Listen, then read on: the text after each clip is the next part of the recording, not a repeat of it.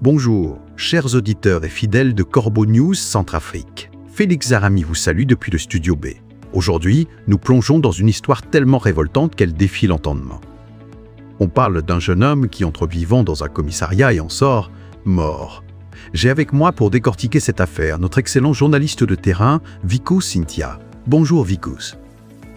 Bonjour Félix. Je dois dire que votre ton est à la hauteur de la stupeur qui m'a saisi en lisant ce compte-rendu. C'est une histoire qui donne froid dans le dos et qui se déroule à Grimari, dans la préfecture de la Ouaka.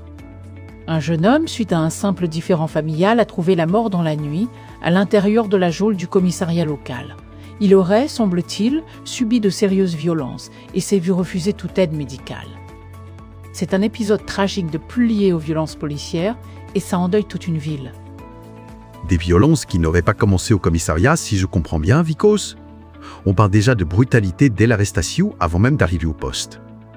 Est-ce que c'est une pratique habituelle dans cette zone ? Malheureusement, Félix, c'est ce que les témoignages sur place semblent indiquer. Le jeune homme a été arrêté et aussitôt remis aux agents en faction sur la barrière de l'axe Grimari. C'est là que tout aurait commencé.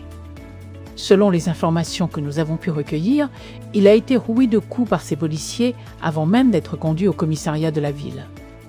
Une fois sur place, le commissaire de police de Grimari, un certain Issa, n'a rien trouvé de mieux à faire que d'ordonner son placement immédiat en garde à vue pour la nuit entière.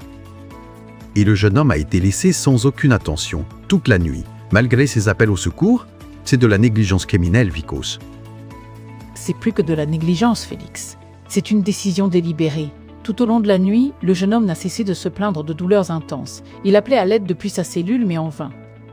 En raison des instructions claires et strictes données par le commissaire, Issa, aucun agent n'est intervenu.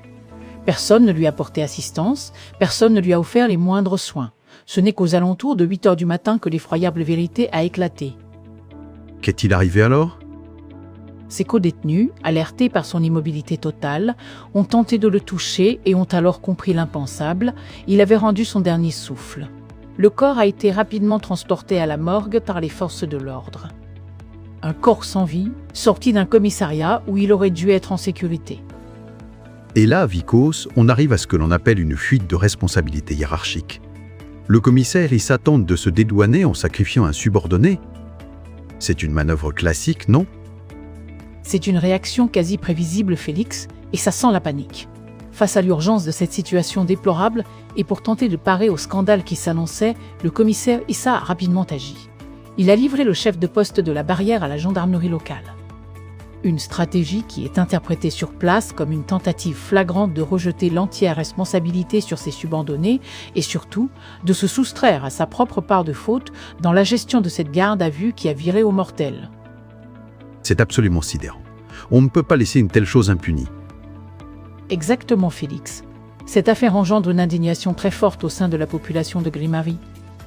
Les gens exigent que toute la lumière soit faite sur les circonstances précises de ce décès et que tous les responsables, qu'ils soient exécutants des violences ou ceux qui ont donné les ordres ou laissé faire, répondent de leurs actes devant la justice. Un dossier glaçant que nous suivons de près. Merci beaucoup, Vicos, pour ces détails et cette analyse. Merci à vous, Félix.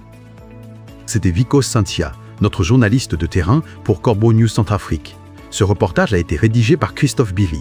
Pour nous contacter, n'hésitez pas via WhatsApp au +20 36 75 88 1008 888 ou par téléphone au +20 36 64 24 24 24. Restez connectés à Corbeau News Centrafrique, l'information qui dérange les puissants. À très vite.